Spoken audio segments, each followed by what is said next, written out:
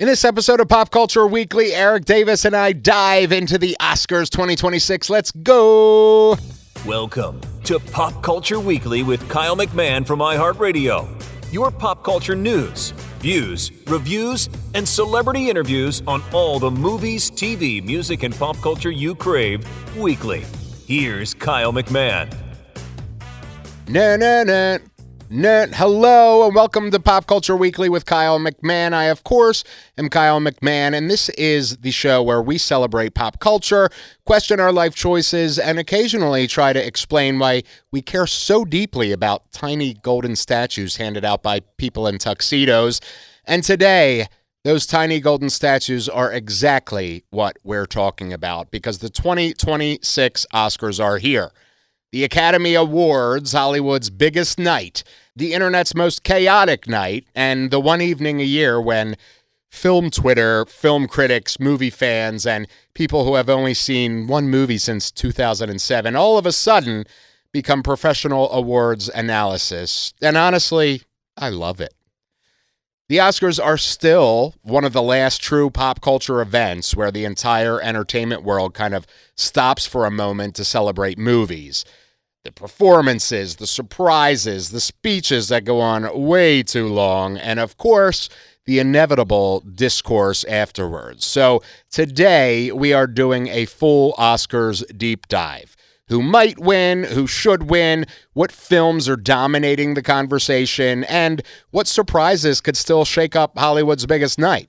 And to help break it all down, I'm joined by someone who literally lives and breathes this stuff. I am joined by Erik Davis. He's the managing editor at Fandango and contributor to Rotten Tomatoes. And if you follow movie news, award season predictions, or pretty much anything going on in the film world, you've probably seen Erik breaking it all down. We're going to talk about the biggest Oscar contenders this year, which films have the momentum, which categories could be total chaos, and whether there are any underdog movies that might sneak in and steal the night. So if you're filling out an Oscar ballot, arguing with your friends or the internet about Best Picture, or just want to sound extremely informed at your Oscars party, this conversation will absolutely help.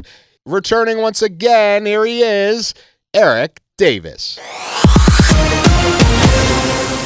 So, joining me once again is my buddy, Fandango and Rotten Tomatoes correspondent, Erik Davis, and we're talking all about the 2025 Oscars. Welcome back, Erik. Thank you for having me. Of course, and it's always a pleasure to talk to you. So, we are diving into the 2025 Oscars.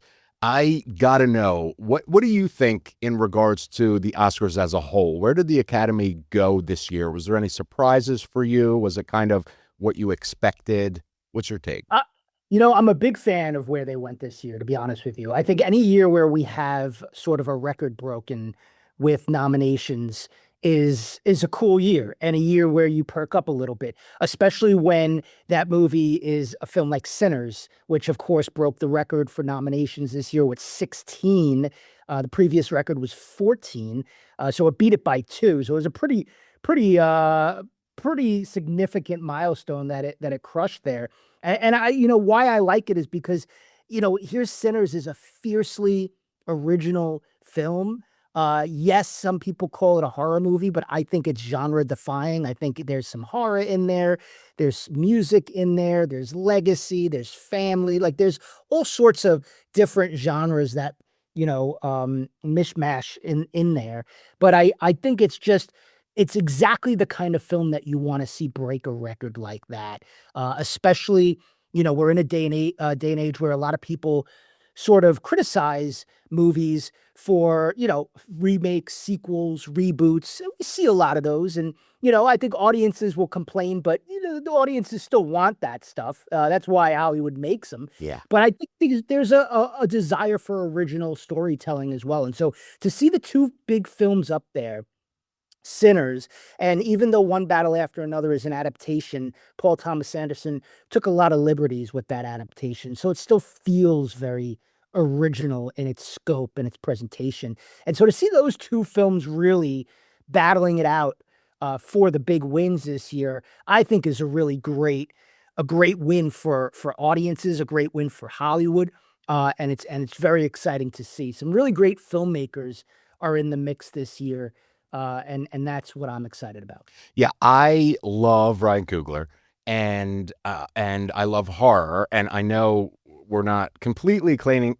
it as a horror, but I am, because as a huge horror fan, I'm like, okay, wait, a horror at least adjacent film is like getting Oscar love is like, as you know, rarely ever happens. So I'm like, yep, that's a horror, even though, as you said, it is a genre-defying film.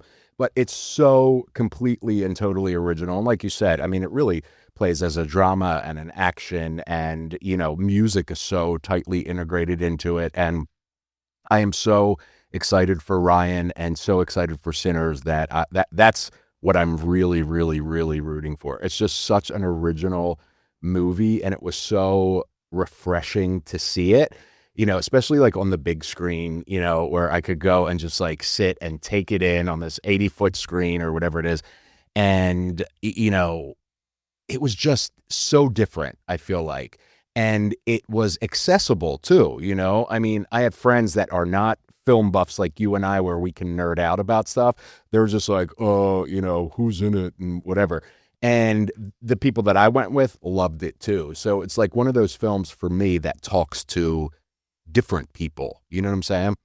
Exactly. I mean, look, this was a box office hit. Not only was it a box office hit, but it was also the best reviewed film of the year at Rotten Tomatoes. Not only that, it was also the audience's favorite film Oh, of the year wow. at Rotten Tomatoes. So I mean, this film just really kind of caught lightning in a bottle. And you mentioned horror at the Oscars, historically sort of snubbed. This year, I think, is probably one of the best years we've ever seen horror represented. And it's not just from Sinners and some of the folks from Sinners who are nominated, but you have Guillermo del Toro's Frankenstein in there with a bunch of nominations. You have Amy Madigan for Weapons in there, another original horror movie with a big nomination. She may win. A lot of people predicting her to win that award. So really great if you are a horror fan, and fans had been sort of nudging the Academy, right, for a few years now, being like, you got to start recognizing horror, because I think definitely in the last 10 years we've seen this sort of resurgence, especially sort of with like these low budget horror movies doing really well at the box office, and I think that helped sort of the genre kind of expand, and it helped studios sort of take more chances on horror, and that's why we're seeing a lot of really great horror at the moment right now.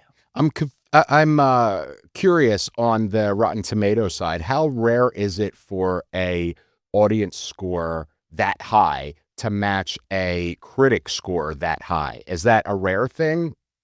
I definitely think it's rare. I mean, it's something that we do see. As we talk, Pixar's Hoppers came out this past I weekend. just saw it. I love it. Very high critical score, very high audience score, both in the high 90s. And so, it's definitely something that happens occasionally. But for that to happen on a film, and then that film to go on and break these records at the Oscars, that feels very rare to see it what it did there. And and I think in any other year we're sitting here sort of similarly that we did with the year Oppenheimer came out, being like, this is Oppenheimer's year. They're just taking it. But Sinners, unfortunately for that film, has to contend with one battle after another. Both of those films could win individually. It reminds me of the year where I believe it was Paul Thomas Anderson's There Will Be Blood up against No Country for Old Men. And you have these two incredible films. And one of them had to win. Of course, it was No Country. And so I think for those reasons, in my mind, I think it's sort of Paul Thomas Anderson is due. And I think the industry feels like he's due. And that's why ultimately I am leaning in the one battle camp. Okay. Before we get into what was nominated, was there any surprises for you that were not nominated this year? I think Wicked for Good was a surprise for me. That kind of got snubbed pretty much across the board when it came to the Oscars, and that was a big surprise. It was a film that showed up in a lot of other awards consideration. I personally really enjoyed the film. I thought the combination of the two films was such, I think, an extraordinary accomplishment, especially from the production side and the music side and the performances. I thought Ariana Grande was exceptionally strong in the second film. And she had been nominated, in other award shows. So to see that film not show up, I was kind of surprised. But a lot of people ask me, why didn't it show up? And the first film was recognized. I think 10 Oscar nominations, and there could be a sense of the Academy saying, we've recognized this film, we've recognized the achievement here. And because the second film wasn't as strong, I think, with critics or with audiences as the first film. The first film really is the fun portion of Wicked. I think for those reasons, it sort of slipped by voters this year, unfortunately. So that one for me was probably the biggest snub. Yeah, I kind of thought that it would do a Lord of the Rings type of thing where, the first one, yeah, you got nominations and all that, but the second one is where we'll really reward you, and that did not happen this year, which I think is interesting. So I agree with you there. Yeah, so we'll see when Dune Part 3 came out, because that was another one that Dune Part 2 I loved, and the snubs for Dune Part 2, like, they hurt me, like, personally hurt me.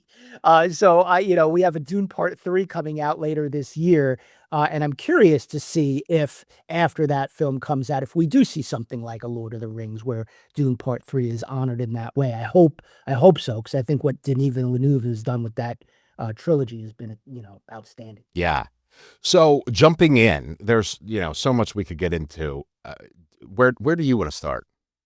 I mean, Best Picture, really, You wanna start there? category. Yeah, Okay. that's what I have right up on my screen right now. All great films. I was really happy to see F1 get in there. I feel like F1 is sort of like that Top Gun Maverick. Not only is it from the folks that did Top Gun Maverick, but it feels Maverick-esque in the way it's delivered. And so it was great. And the audience loved that film, 97% verified hot. It's actually the highest scored film of the Best Picture contenders by the audience. Oh, wow. On Rotten Tomatoes is F1, believe it or not, 97%. So I'm happy to see that in there. But all of these films are really, really good. Multiple international titles are in there, which you like to see, and Sentimental Value, and The Secret Agent.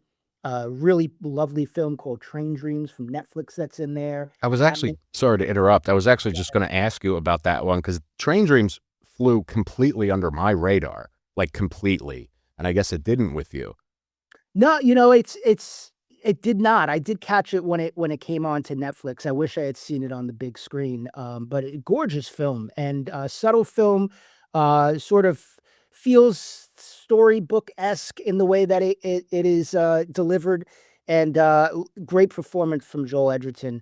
I think it's a film that a lot of people should sort of try to discover. But what we've seen in the past is if these films aren't getting, big theatrical moments, sometimes they do slip by. Yeah. And they're on Netflix, and finding anything sometimes on a streaming network is hard. Yeah.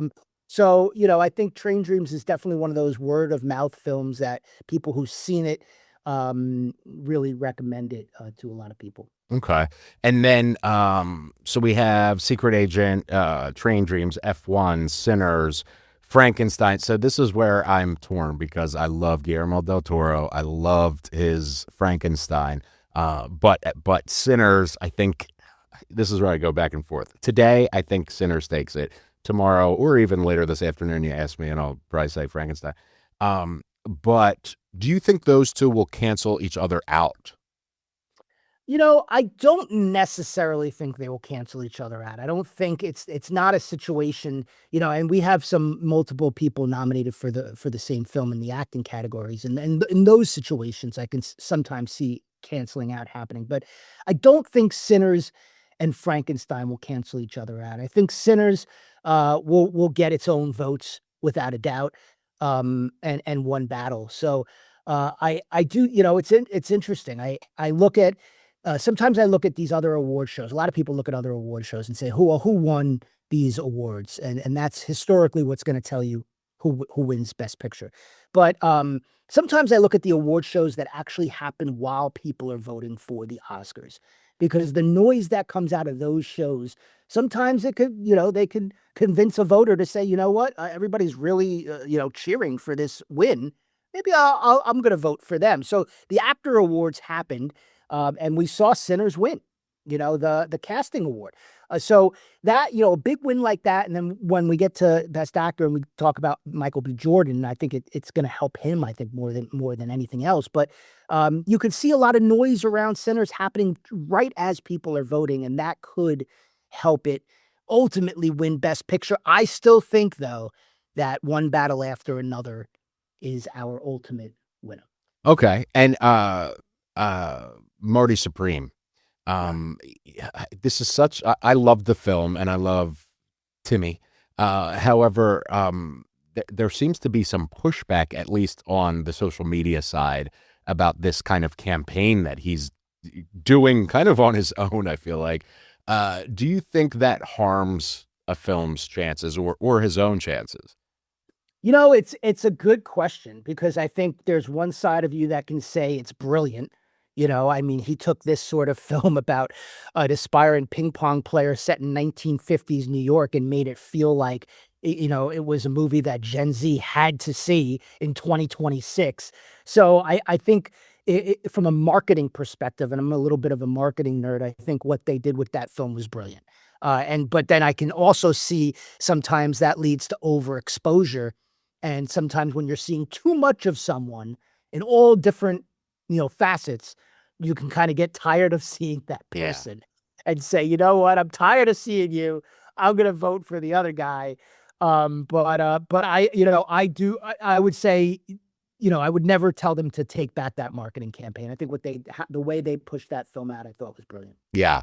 So ultimately, you think One Battle After Another is gonna take the prize there?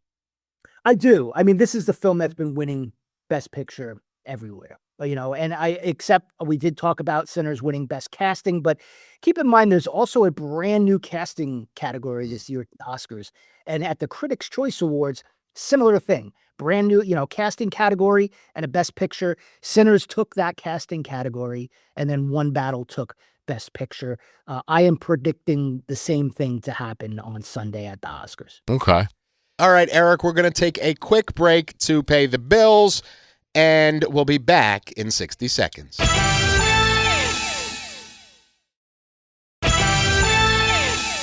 All right. Thank you so much for supporting our sponsors, helping us pay our bills so I can bring this show to you each and every week. Now, let's get back to it.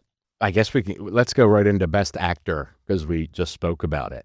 Michael B. Jordan. I think, in my opinion, he really has, I don't want to say a leg up on the others, but he did two characters brilliantly, which I feel like gives you double points at a lot of, you know what I mean? If I was voting and I'm like, wow, not only did you do one character amazing, but you did two characters amazingly. Like, is that a thing, or am I just making that up? No, it's really hard. I think some would argue that he played three characters, because one of those characters goes through something towards the end of the movie. Not to spoil it. But yeah, I think, it's a phenomenal performance in a phenomenal film. And it's interesting because Michael B. Jordan has not been winning this award this season. He's sort of been on the periphery. You've seen Timothée Chalamet win this award a few times. You've seen Wagner Moura win it for The Secret Agent. So you haven't, Michael B. Jordan's been sort of, kind of hanging around, but not really winning it until the Actor Awards. And what we saw at the Actor Awards was such a huge outpouring of love. If you go back and watch the way Viola Davis announces that win, she was so ecstatic. And that kind of noise, that kind of electricity from a win while people are voting for the Oscars, I think could do a lot. And so I actually went a couple of days ago. I'll be honest with you. I saw Marty Supreme in early November. And I'm predicting awards as early as October on this site called Gold Derby, where I'm an expert. The morning after I saw Marty Supreme, I put Timothée Chalamet to win Best Actor. Haven't touched it in months. over the weekend, I changed it to Michael B. Jordan. So that's how much I feel the energy from that win at the Actor Awards is going to resonate now throughout the industry as people are voting for the Oscars. So I do think Michael B. Jordan wins it on Sunday, but caveat, Timothée Chalamet is right there. Yeah. If he does win, it's not going to be a surprise. I love, and I'm kind of right there with you. I think for me, Michael B. Jordan is the winner, but I could see Timothy taking it home as well. And yeah, I'll leave that there. But yeah, I could see that happening, but I'm rooting for Michael just because I love Sinner so much. Yeah, I love Sinners too. I'm rooting for Michael B. Jordan. I'm rooting for his collaboration with Ryan Coogler. These guys have been collaborating on several films already. And so you'll see, but then again, Timothée Chalamet, he's a New York born and raised. It feels like the kind of role he was born to play. He's been nominated 3 times now. The Academy, they want to give him that Oscar. They're trying to get it to him. So, and I think if there's any role that he's going to win the Oscar for, it is this role because, like I said, I think he was born to play this kid from New York. So it's going to be a tight race, and I'm excited because it wasn't necessarily a tight race a month ago. Yeah. Now it's a tight race, and so that's going to be an exciting moment at the Oscars. Best Actress for 2026. Yeah, this I think has been the lock for months. When I first saw Hamnet at the Toronto Film Festival, and I was wiping away the tears running down my face from that finale, one of the best finales I think of a film, or at least one of the strongest I've ever seen. I knew Jessie Buckley was going to win Best Actress. So I was like, this is it. There's nobody else. To call it now. Yeah. And sometimes you have categories like that. You have years like that where it's like, call it now in November. It's just done. And she's won this award all the way through, with the exception of the Golden Globes, where they split out comedy and musical and drama. So I definitely think Jessie Buckley's going to win. This would be the shocker of the evening if Jessie Buckley loses Best Actress.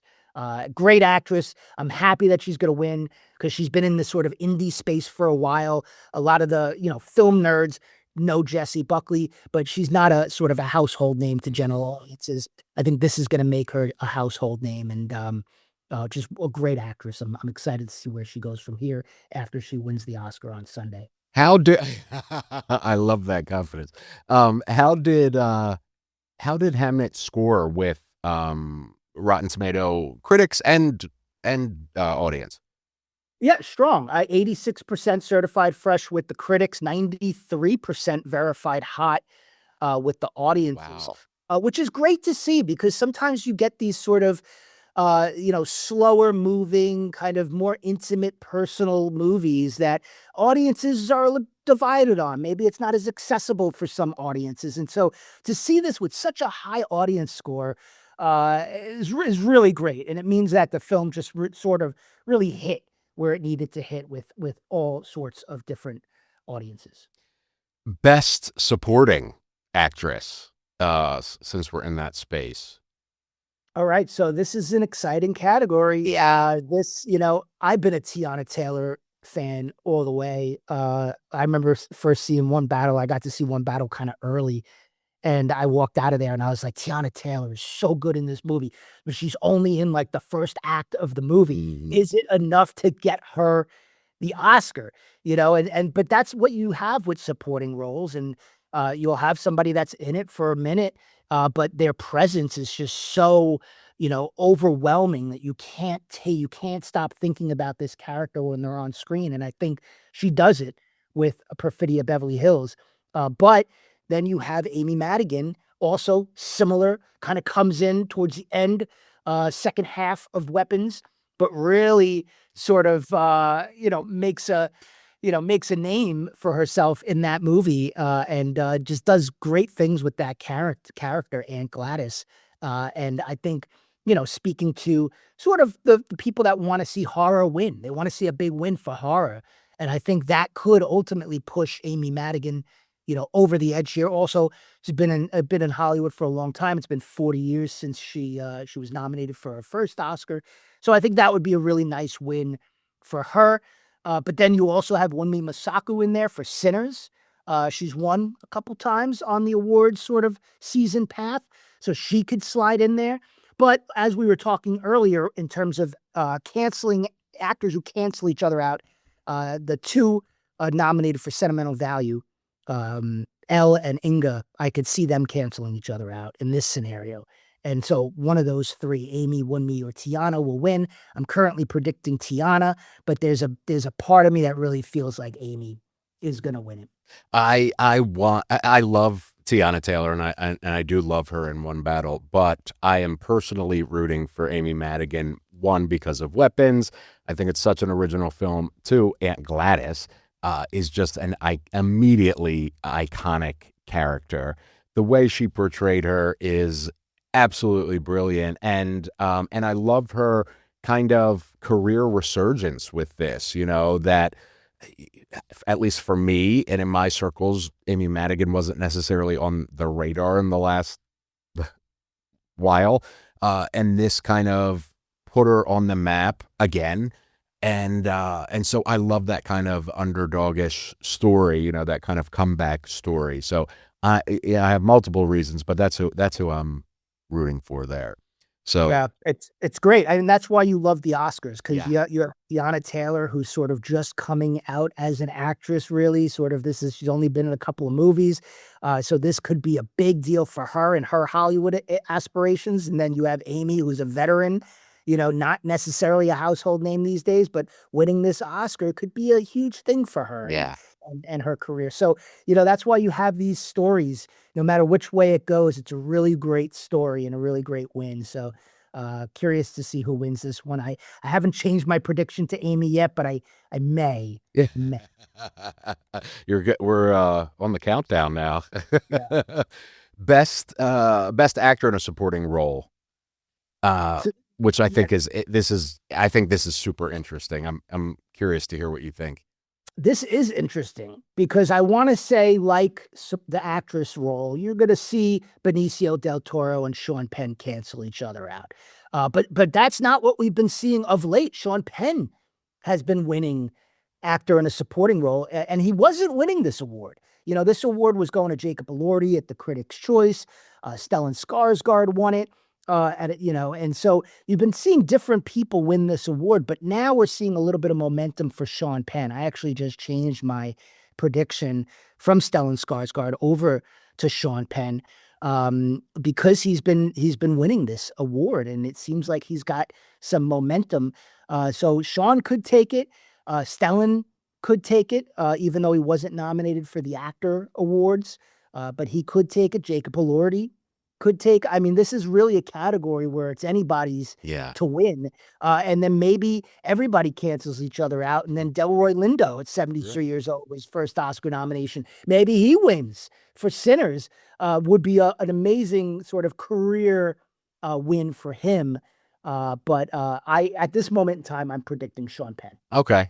I all of these actors I love, and I love them in this.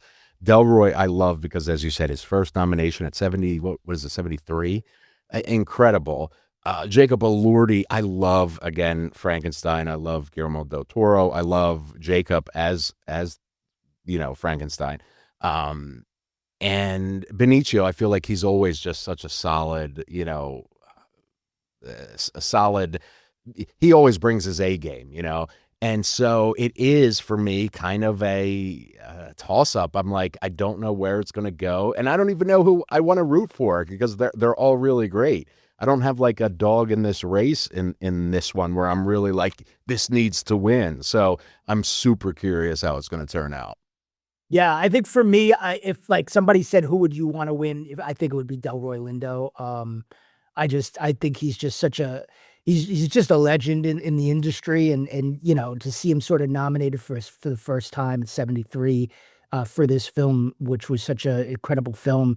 I would love to see him win it personally.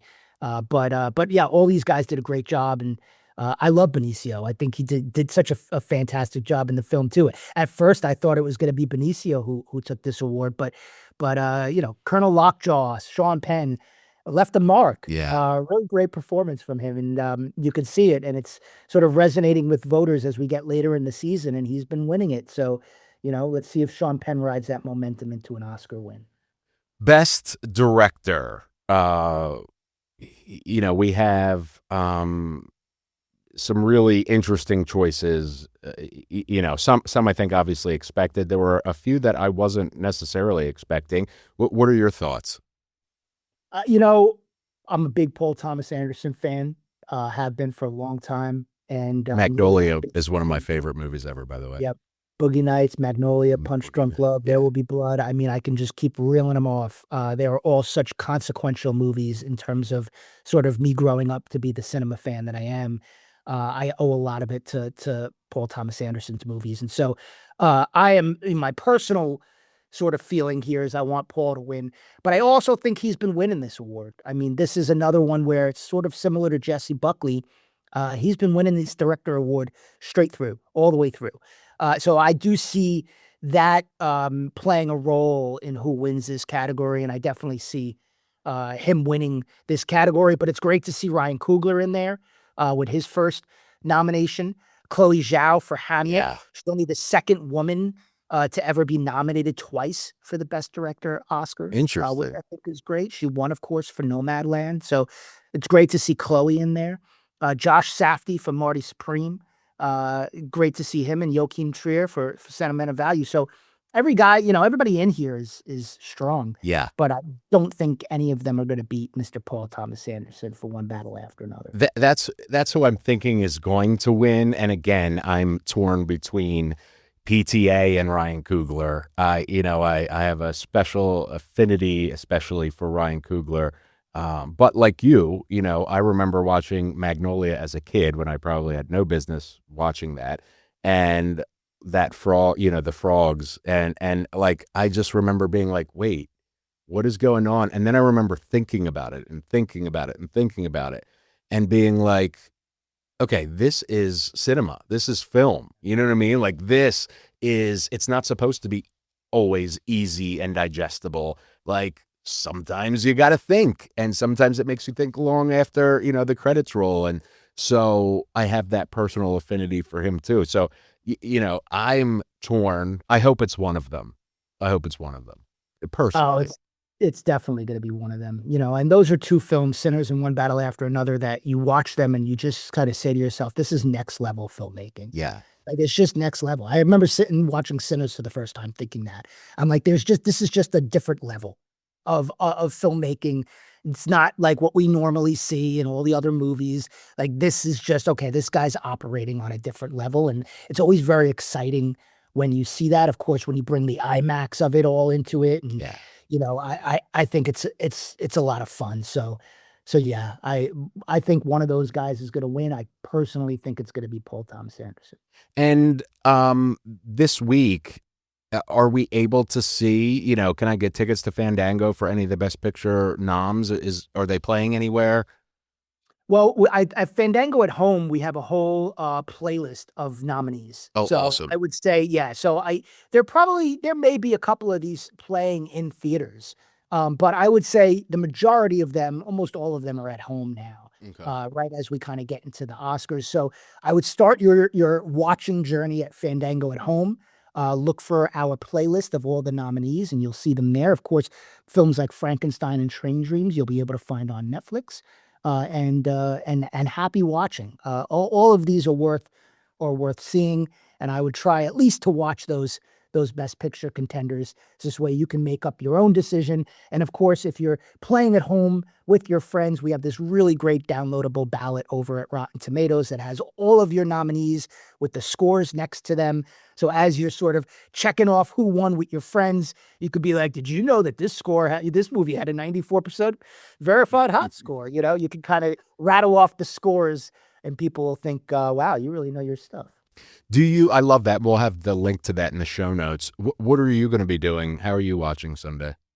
I mean, I always prefer to watch in my pajamas in my recliner. Okay. It's always the way that I prefer to watch the Oscars.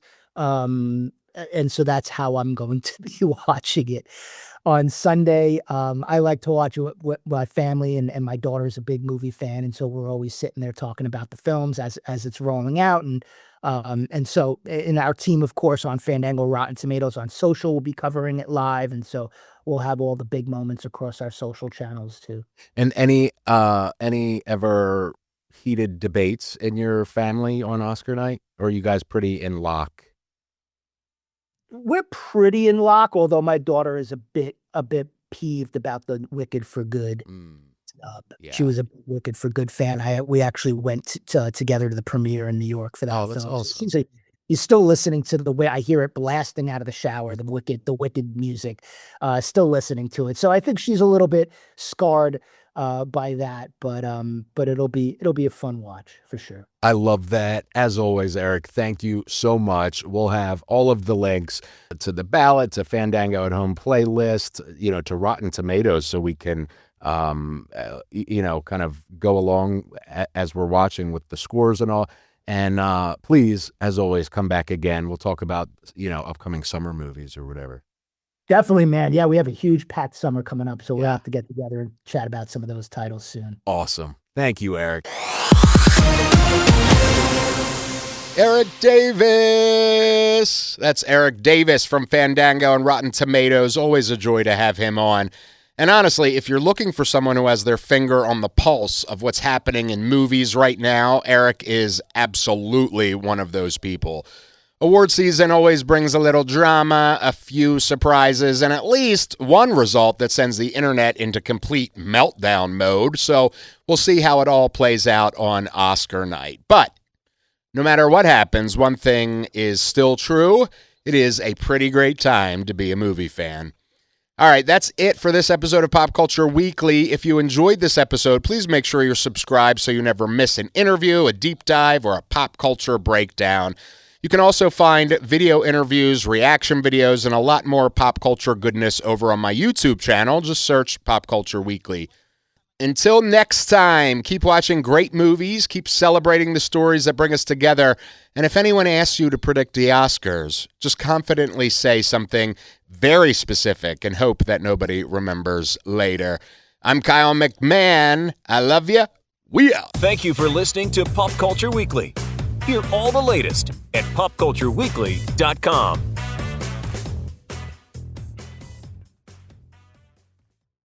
It's the Oscars. Sinners better win. It's the Oscars.